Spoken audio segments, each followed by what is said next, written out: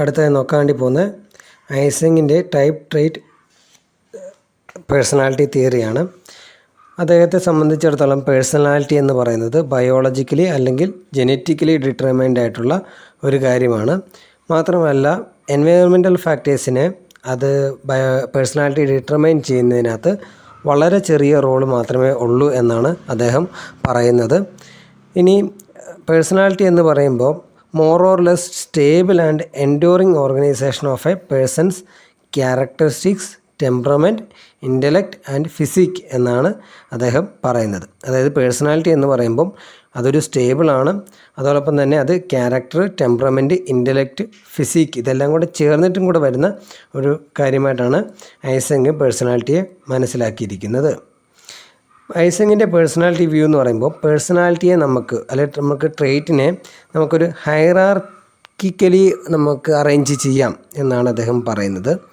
4 ഹൈറാർക്കിയാണ് അദ്ദേഹത്തിൻ്റെ തിയറിക്കകത്ത് പറയപ്പെടുന്നത്. ഏറ്റവും ടോപ്പിൽ ടൈപ്പ് വരുന്നുണ്ട്, അതിന് താഴെ ട്രെയ്റ്റ് വരുന്നുണ്ട്, അതിന് താഴെ ഹാബിറ്റ് വരുന്നുണ്ട്, അതിന് താഴെ റെസ്പോൺസാണ് വരുന്നത്. ഇങ്ങനെ 4 കാറ്റഗറിയിലുള്ള 4 തലങ്ങളിലുള്ള ഒരു ഹൈറാർക്കിക്കലി അറേഞ്ച് ചെയ്തിരിക്കുന്ന സംവിധാനമായിട്ടാണ് പേഴ്സണാലിറ്റിയെ അദ്ദേഹം മനസ്സിലാക്കിയിരിക്കുന്നത്. ഈ ഏറ്റവും മുകളിൽ വരുന്ന ടൈപ്പിനെ അദ്ദേഹം വിളിച്ച മറ്റൊരു പേരാണ് ഡയമെൻഷൻ അല്ലെങ്കിൽ സൂപ്പർ ഫാക്ടേഴ്സ് എന്നും പറയുന്നു. അദ്ദേഹത്തിൻ്റെ പേഴ്സണാലിറ്റി നമ്മൾ 4 ലെവൽസിൽ ക്ലാസിഫൈ ചെയ്തിരിക്കുകയാണ്. ഇത് നമ്മൾ ഓരോന്നും ഏതാണെന്ന് പറഞ്ഞു. ഇനി ഇവ തമ്മിലുള്ള ബന്ധം എന്താണെന്ന് നോക്കാം. അതായത് ഏറ്റവും ബോട്ടം ലെവലിൽ വരുന്ന ബിഹേവിയറാണ് അല്ലെങ്കിൽ സ്പെസിഫിക് റെസ്പോൺസ്. ഈ സ്പെസിഫിക് റെസ്പോൺസുകൾ ചേർന്നുകൊണ്ടാണ് ഹാബിറ്റ് രൂപീകരിക്കുന്നത്. പല ഹാബിറ്റുകളും കൂടി ചേർന്നുകൊണ്ടാണ് ട്രെയ്റ്റ് രൂപീകരിക്കപ്പെടുന്നത്. പല ട്രെയ്റ്റുകളും ചേർന്നിട്ടാണ് ഏറ്റവും ടോപ്പിൽ വരുന്ന സൂപ്പർ ഫാക്ടർ അല്ലെങ്കിൽ ഡയമെൻഷൻ അല്ലെങ്കിൽ ടൈപ്പ് രൂപീകരിക്കപ്പെടുന്നത്. ഇതാണ് ഇവ തമ്മിലുള്ള ബന്ധം എന്ന് പറയുന്നത്. അദ്ദേഹത്തിൻ്റെ ഈ ഒരു പേഴ്സണാലിറ്റി തിയറിയെ പറയുന്ന പേരാണ് പെൻ മോഡൽ എന്നാണ് പറയുന്നത്. PEN. P for psychoticism, N for extroversion, N neuroticism. അതാണ് പെൻ മോഡൽ എന്ന് പറയുന്നത്. ഇനി നമുക്ക് അദ്ദേഹത്തിൻ്റെ ഏറ്റവും ടോപ്പിൽ വരുന്ന ഡയമെൻഷനെ തന്നെ 3 ഡയമെൻഷനായിട്ടാണ് തിരിക്കുന്നത്. അതാണ് ഈ പെൻ മോഡലിനകത്ത് വരുന്ന സൈക്കോട്ടിസം, ന്യൂറോട്ടിസം, എക്സ്ട്രോവേർഷൻ.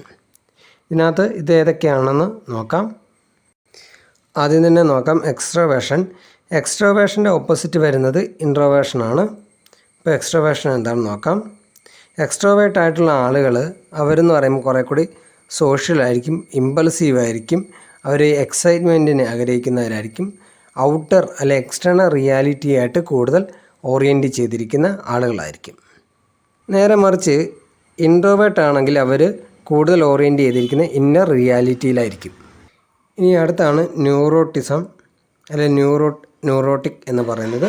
ഈ ന്യൂറോട്ടിക്കിൻ്റെ ഓപ്പോസിറ്റാണ് സ്റ്റെബിലിറ്റി. അപ്പോൾ ഈ ന്യൂറോട്ടിക് ആയിട്ടുള്ള ആളുകളാണെങ്കിൽ അവർ ആങ്ഷ്യസ് ആയിരിക്കും, വറീഡ് ആയിരിക്കും, മൂഡി ആയിരിക്കും, അൺസ്റ്റേബിളാണ്. എന്നാൽ ലോ ന്യൂറോട്ടിസം അല്ലെങ്കിൽ സ്റ്റേബിൾ ആയിട്ടുള്ള ആളുകളാണെങ്കിൽ അവർ കാം, ഈവൻ ടെമ്പേർഡാണ്, കെയർ ഫ്രീ ആണ്, ഇമോഷണലി സ്റ്റേബിൾ ആയിട്ടുള്ള ആളുകളാണ്. ഇനി അടുത്ത 3ാമത്തെ ഡയമെൻഷനാണ് സൈക്കോട്ടിസം എന്ന് പറയുന്നത്. സൈക്കോട്ടിസം എന്ന് പറഞ്ഞാൽ അവരെങ്ങനെയായിരിക്കും? ട്രബിൾസം ആയിരിക്കും, അൺകോപ്പറേറ്റീവ് ആയിരിക്കും, ഹോസ്റ്റൈലായിരിക്കും, സോഷ്യലി വിഡ്രോവൽ ആയിരിക്കും. ഇനി ഇതിൻ്റെ ഓപ്പോസിറ്റ് വരുന്ന ആണ് അല്ലെങ്കിൽ ലോ സൈക്കോട്ടിസം ആയിട്ടുള്ള ആളുകളെന്ന് പറയാം, അല്ലെങ്കിൽ ഇമ്പൾസ് കൺട്രോൾ ആയിട്ടുള്ള ആളുകളെന്ന് പറയാം. അവരെന്ന് പറയുമ്പോൾ വളരെ അൾട്രൂയിസ്റ്റിക് ആണ്, സോഷ്യലൈസ്ഡ് ആണ്, എമ്പത്തിക് ആണ്, കൺവെൻഷണലാണ്. അപ്പം ഇതാണ് 3 ഡയമെൻഷൻസുകൾ. ഇതിനെ സംബന്ധിച്ചുള്ള ചില പൊതുവായിട്ടുള്ള അണ്ടർസ്റ്റാൻഡിങ്ങും കൂടെ കൊണ്ടുവരാം. നമ്മൾ ആദ്യം പറഞ്ഞ പോലെ തന്നെ ഈ ടൈപ്പ് എന്ന് പറയുന്നത് വളരെ ചേഞ്ച് ചെയ്യാൻ വളരെ പാടുള്ള ഒരു കാര്യമായിട്ടാണ് ഐസങ് പറയുന്നത്. ഇത് ബയോളജിക്കലി അല്ലെങ്കിൽ ഇൻബോണായിട്ട് തന്നെ ലഭിക്കുന്ന കാര്യമാണ്.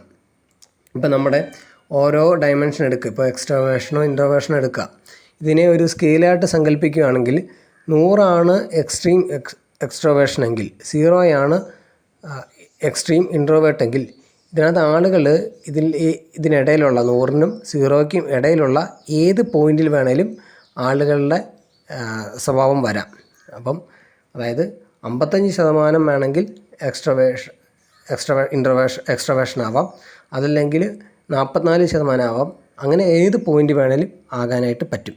എന്നാൽ നേരെ മറിച്ച് രണ്ടിലും ഏറ്റവും എക്സ്ട്രീമായിട്ടുള്ള ആളുകൾ പൊതുവെ ഇല്ല എന്നാണ് അദ്ദേഹത്തിൻ്റെ തിയറിയിൽ പറയുന്നത്. ഇനി അദ്ദേഹം 2 തിയറികൾ പറഞ്ഞിട്ടുണ്ട്, ഇൻഹിബിഷൻ തിയറിയും എറോസൽ തിയറിയും. അപ്പോൾ ഇൻഹിബിഷൻ തിയറി എന്താണെന്ന് നോക്കാം. ഇൻഹിബിഷൻ തിയറി പറയുന്നതാണെങ്കിൽ എക്സ്ട്രോവേർട്ടിനെയും ഇൻട്രോവേർട്ടിനെയും വെച്ചിട്ടാണ് ഇത് പറയുന്നത്. എക്സ്ട്രോവേർട്ട് ആയിട്ടുള്ള ആളുകൾക്ക് വളരെ സ്ട്രോങ് ആയിട്ടുള്ള നെർവസ് സിസ്റ്റം ആയിരിക്കും ഉണ്ടാകുക. അതുകൊണ്ട് തന്നെ എന്തു ചെയ്യും, ഈ ഒരു സ്ട്രോങ്ങസ്റ്റ് അവർക്ക് കൂടുതൽ അതുകൊണ്ട് തന്നെ എക്സ്ട്രോവേർട്ട് ആയിട്ടുള്ള ആളുകൾക്ക് strong desire for strong sensory stimulus ഉണ്ടാകും എന്നാണ് അദ്ദേഹം പറയുന്നത്. നേരെ മറിച്ച് ഇൻട്രോവേർട്ട് ആയിട്ടുള്ള ആളുകളുടെ സെൻസറി സിസ്റ്റം വീക്കാണ്. അതുകൊണ്ട് അവർക്ക് ലാർജ് എമൗണ്ട് ഓഫ് സെൻസറി സ്റ്റിമുലസിനെ ഹോൾഡ് ചെയ്യാനോ അത് എക്സ്പോഷർ ചെയ്യാനോ സാധിക്കത്തില്ല. അതുകൊണ്ട് അവർക്കൊരു വളരെ മിനിമം ലെവൽ എക്സ്റ്റേണൽ സ്റ്റിമുലസിൻ്റെ എക്സ്പോഷർ മതിയാവും. അപ്പോൾ ഇതാണ് ഒരാൾ ഇൻട്രോവേർട്ട് ആവുന്നു എക്സ്ട്രോവേർട്ട് ആവുന്നു ഡിറ്റർമൈൻ ചെയ്യുന്നതെന്നാണ് അദ്ദേഹത്തിൻ്റെ ഇൻഹിബിഷൻ തിയറി പറയുന്നത്. പിന്നീട് അദ്ദേഹം ഈ ഇൻഹിബിഷൻ തിയറിയെ മാറ്റിക്കൊണ്ട് എറോസൽ തിയറി എന്ന് പറയുന്നൊരു മറ്റൊരു തിയറി പ്രപ്പോസ് ചെയ്തിട്ടുണ്ട്. ഈ എറോസൽ തിയറി അനുസരിച്ചാണെങ്കിൽ ഇൻട്രോവേർട്ടിൻ്റെ എക്സ്ട്രോവേർട്ടിൻ്റെ ബ്രെയിന് രണ്ടും ഡിഫറെൻ്റ് ആണ്. ആ ഡിഫറെൻ്റ് ആവാൻ വേണ്ടി കാരണം എന്ന് പറഞ്ഞാൽ അസെൻഡിങ് റെറ്റിക്കുലാർ ആക്ടിവേറ്റിംഗ് സിസ്റ്റം, അത് ARAS, അതിലെ വിവിധ പാർട്ടുകളിലുണ്ടാവുന്ന വ്യത്യാസമാണെന്നാണ് അദ്ദേഹം പറയുന്നത്. എക്സ്ട്രോവേർട്ട് എന്ന് പറയുമ്പോൾ ഇന്നേറ്റീവ്ലി തന്നെ higher level of aerosol than extrovert എന്നാണ് പറയുന്നത്. അപ്പോൾ അതുകൊണ്ട് തന്നെ ഇൻട്രോവേർട്ടായിട്ടുള്ള ആളുകൾ വളരെ സെൻസിറ്റീവാണ്, എക്സ്റ്റേണൽ സ്റ്റിമുലസിനോട് വളരെ സെൻസിറ്റീവായിട്ടാണ് അദ്ദേഹം മനസ്സിലാക്കിയിരിക്കുന്നത്. ചുരുക്കി പറഞ്ഞാൽ ഇത്രയേ ഉള്ളൂ, നമ്മുടെ ബ്രെയിനിലെ കോർട്ടിക്കൽ എറോസലാണ് നമ്മൾ എക്സ്ട്രോവേർട്ട് ആവണോ ഇൻട്രോവേർട്ട് ആവണോ എന്ന് തീരുമാനിക്കുന്ന പ്രധാനപ്പെട്ട ഘടകം. ഇൻട്രോവേർട്ടായിട്ടുള്ള ആളുകളിൽ കോർട്ടിക്കൽ എറോസൽ വളരെ ഓവറാണ്. അതുകൊണ്ട് തന്നെ അവർ ഹൈലി സെൻസിറ്റീവ് ടു ഇൻകമിങ് സ്റ്റിമുലസിനോട് വളരെ സെൻസിറ്റീവാണ്. അപ്പോൾ അതുകൊണ്ട് എന്താണ് അവർ ചെയ്യുന്നത്, അവർ ഈ എക്സ്റ്റേണൽ സിറ്റുവേഷന് ഓവർവെൽമിങ് ആയിട്ടുള്ള എക്സ്റ്റേണൽ സ്റ്റിമുലസിനെ അവോയ്ഡ് ചെയ്യാനാണ് ശ്രമിക്കുക. നേരെ മറിച്ച് എക്സ്ട്രോവേർട്ട് ആയിട്ടുള്ള ആളുകളാണെങ്കിൽ അവർ അണ്ടർ എറോസ്ഡാണ്. അവർ എന്ത് ചെയ്യും, highly insensitive to incoming stimulus. അവർക്കൊരു എറോസൽ ലഭിക്കണമെങ്കിൽ അവർക്ക് ഒരുപാട് ഇൻകമിങ് സ്റ്റിമുലസ് ഉണ്ടാവണം. അതുകൊണ്ട് തന്നെ അവർ വളരെ എക്സ്റ്റേണൽ ആയിട്ടുള്ള സ്റ്റിമുലസിനെ തപ്പി അവർ പോവുകയും അങ്ങനെ ഒരു എക്സൈറ്റ്മെൻറ്റ് കണ്ടെത്താൻ വേണ്ടി അവർ ശ്രമിക്കുകയും ചെയ്യുന്നു. ഇനി അദ്ദേഹം ന്യൂറോട്ടിസവും അതുപോലെ സ്റ്റെബിലിറ്റിയെ പറ്റിയും ഇതുപോലെ തന്നെ ഫിസിയോളജിയുടെ അടിസ്ഥാനത്തിൽ പറഞ്ഞിട്ടുണ്ട്. അപ്പോൾ അദ്ദേഹം പറഞ്ഞിരിക്കുന്ന കാര്യം ഇതാണ്, നമ്മുടെ ന്യൂറോട്ടിസത്തെ ഡിറ്റർമൈൻ ചെയ്യുന്നത് നമ്മുടെ ഓട്ടോണോമിക് നെർവസ് സിസ്റ്റം അതിൻ്റെ എക്സ്റ്റേണൽ സ്റ്റിമുലസിനോട് റിയാക്ട് ചെയ്യാനുള്ള അതിൻ്റെ കപ്പാസിറ്റി അനുസരിച്ചാണ് നമ്മൾ സ്റ്റെബിലിറ്റി ആണോ ന്യൂറോട്ടിസം ആണോ ഉണ്ടാകുക എന്ന് ഡിറ്റർമൈൻ ചെയ്യുന്നതെന്നാണ് അദ്ദേഹം പറഞ്ഞിരിക്കുന്നത്. ഹൈ ന്യൂറോട്ടിസം ഉള്ള ഒരാളാണെങ്കിൽ അവരെന്താണ് more quickly to react painful, novel, disturbing or other stimuli എന്നാണ് അദ്ദേഹം പറഞ്ഞിരിക്കുന്നത്. നേരെ മറിച്ച് ന്യൂറോട്ടിസം കുറവുള്ള ആളാണെങ്കിൽ അവർ അത്ര ഈ പെയിൻഫുള്ളും നോവലും ഡിസ്റ്റർബിങ് ആയിട്ടുള്ള സ്റ്റിമുലസിനോട് അത്ര സെൻസിറ്റീവ് ആയിരിക്കത്തില്ല. അദ്ദേഹത്തിൻ്റെ പ്രപ്പോസ് ചെയ്തിട്ടുള്ള ഈ 3 ഡയമെൻഷൻസ് മെഷർ ചെയ്യാൻ വേണ്ടി അദ്ദേഹം ഒരു സ്കെയിൽ പ്രപ്പോസ് ചെയ്തിട്ടുണ്ട്, അല്ലെങ്കിൽ ഡെവലപ്പ് ചെയ്തിട്ടുണ്ട്.